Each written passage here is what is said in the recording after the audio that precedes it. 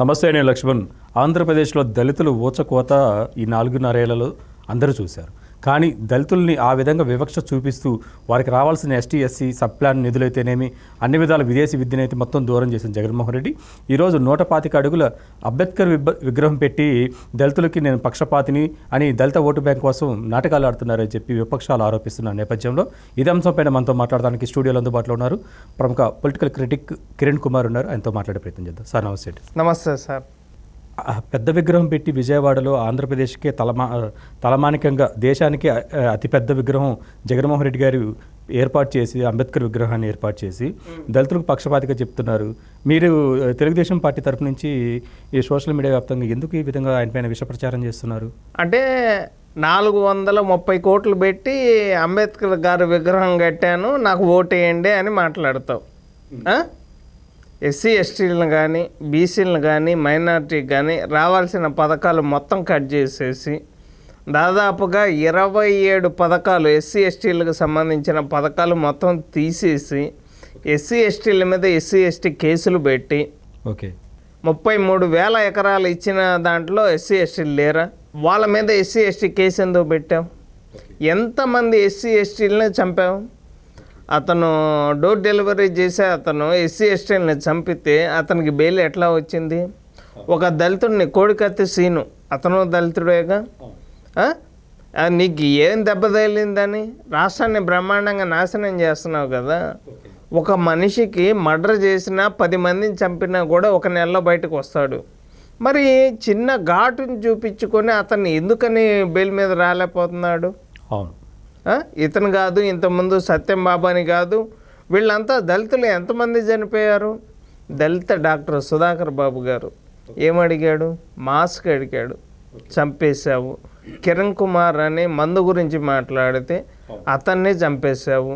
Door delivery చేసే అతన్ని చంపేసి డోర్ డెలివరీ చేశారు. ఎంతమంది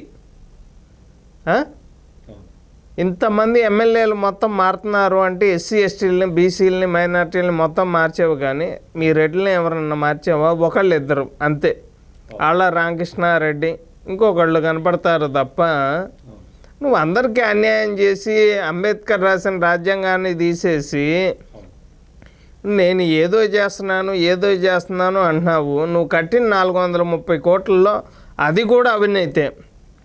తెలంగాణలో కట్టారు ఎన్ని కోట్లు? 146 కోట్లు పెట్టి కట్టారు.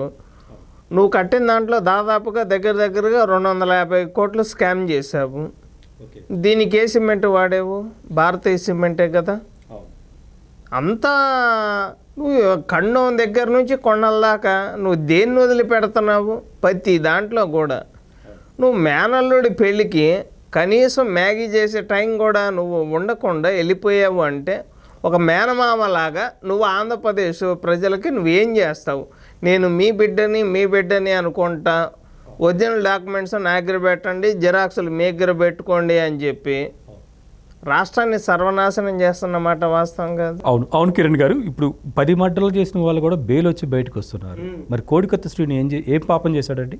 నాకు అదే అర్థం కావట్లేదు.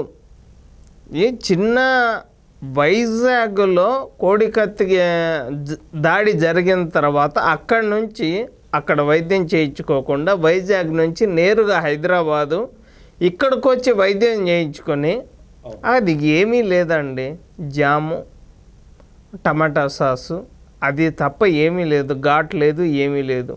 కోడికత్తి ఇచ్చిన బొత్స సత్యనారాయణ వాళ్ళు కానీ కోడికత్తి దాడి చేయించుకున్న జగన్మోహన్ రెడ్డి కానీ వీళ్ళంతా బాగానే ఉన్నారు. అతను కోడికత్తి సీను మాత్రం అక్కడి నుంచి విజయవాడ నుంచి వైజాగ్ నుంచి విజయవాడకి న్యాయస్థానంలో న్యాయం జరగట్లా. చట్టానికి కళ్ళు లేవు తమ్ముడు, న్యాయానికి ఇల్లు లేదు. ఎప్పుడు చెడు చూడకు, చెడు కనకు, చెడు వినకు అని చెప్పి న్యాయదేవతకు కళ్ళ గంతలు కట్టినప్పుడే నాకు అర్థమైపోయింది. అవును, 5 సంవత్సరాలుగా కేసు వాయిదాలు పడుతూనే వస్తుంది. న్యాయం చేయమని చెప్పి కోడికత్తి శ్రీని వాళ్ళ అమ్మగారైతేనేమి వాళ్ళ సోదరుడైతేనేమి ఈరోజు నిరాహార దీక్ష చేస్తున్నారు. గతంలో కూడా రాష్ట్రపతికి చీఫ్ జస్టిస్కి కూడా వాళ్ళు లేఖలు రాసడం జరిగింది. కానీ ఎందుకు కేంద్రంలో ఉన్న బీజేపీ ఈ విషయం మీద స్పందించడం లేదు? అసలు గుడి కడుతున్నాను అని చెప్పి హిందువుల్ని మోసం చేస్తున్నాడు. ఆవులకి మేత పెట్టి ఆవులను ఎక్స్పోర్ట్ చేయటంలో బీజేపీ నెంబర్ 1. దేశం సర్వనాశనం అయిపోయినా పర్లేదు, గుజరాత్ మాత్రం నెంబర్ 1 పొజిషన్లో ఉండాలి. కరెన్సీ నోటు మీద ఉండే గాంధీ తాతది గుజరాతే. అదేవిధంగా కరెన్సీ నోటు రీసెంట్గా మారటం కానీ దాంట్లో ఉండే కలర్స్ కూడా ఈ మోడీ వేసే డ్రెస్సుల్లాగే మొత్తం. జగన్మోహన్ రెడ్డి కనుక మీరు ఇంకొక అవకాశం ఇస్తే నా రాష్ట్రానికి 3 రాజధానులు ఉండాలి అనేది ఫస్ట్ టైం 2019 నుంచి 24 దాకా. ఇంకో అవకాశం ఇస్తే ఈసారి 6 రాజధానులు పెడతాను, నాకు ప్రత్యేక కరెన్సీ పెడతాను, నా మీద ఉన్న కేసులు మొత్తం తీసేయటానికి అసలు ఏపీలో కోర్టు అనేది ఉండకూడదు. న్యాయస్థానం అనేది ప్రతి దానికి అడ్డుపడుతుంది. జిల్లా కోర్టు ఉండకూడదు, హైకోర్టు ఉండకూడదు, సుప్రీంకోర్టు ఉండకూడదు. అసలు ఆంధ్రప్రదేశ్లో మనుషులే ఉండకూడదు. ఆంధ్రప్రదేశ్ని అమ్మేస్తా. ఓకే, గతంలో కూడా మనం చూసుకుంటే దళిత ఉద్యమాలు కానీ దళిత సంఘ నేతలు కానీ బయటకు వచ్చి పెద్ద ఎత్తున నిరసన వ్యక్తం చేశారు. దాదాపు 5 ఏళ్లుగా కోడికత్తి శ్రీను అనే వ్యక్తి జైల్లో ఉంటే ఎందుకు ఇప్పుడు దళిత సంఘాలు మేల్కొన్నాయి? గతంలో ఏం చేశాయంటే ఏం చెప్తారు? ఏం చెప్తాను చెప్పండి. జగన్మోహన్ రెడ్డి అధికారంలో ఉన్నాక మనుషులతో మాట్లాడకుండా ఆత్మలతో మాట్లాడడము, అక్కడ ఎవరు జనాలు లేకపోతే దండం పెట్టడము, బతికున్న వాళ్ళకి పిండం పెట్టడం తప్ప, నువ్వు మేనల్లుడి పెళ్ళికే నువ్వు 5 నిమిషాలు ఉండలేదు అంటే నువ్వు ఎంత రాక్షసుడివో అందరికీ అర్థమవుతుంది. దళిత సంఘాలు దళిత నేతలు కూడా భయపడుతున్నారు జగన్మోహన్ రెడ్డి గారిని చూసి. భయపడేది ఏముందండి?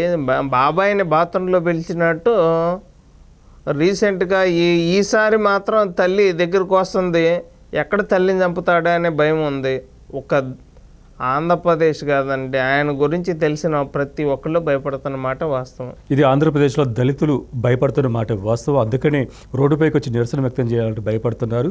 దళితుల మీద దళితుల హక్కుల మీద వాళ్ళ యొక్క హక్కులను కాలరాసే విధంగా జగన్మోహన్ రెడ్డి పాలనా విధానాలు కళ్ళకు కడుతున్నాయి. ఇప్పటికైనా కోడికత్తి శ్రీనికి కోర్టుకు వెళ్ళి ఆయన సాక్ష్యం చెప్తే ఆయనకి విముక్తి లభించిద్దని వాళ్ళ తల్లిదండ్రులు ఆవేదన వ్యక్తం చేసి ఇప్పుడు నిరసన వ్యక్తం చేస్తున్న పరిస్థితి కూడా కనిపిస్తుంది.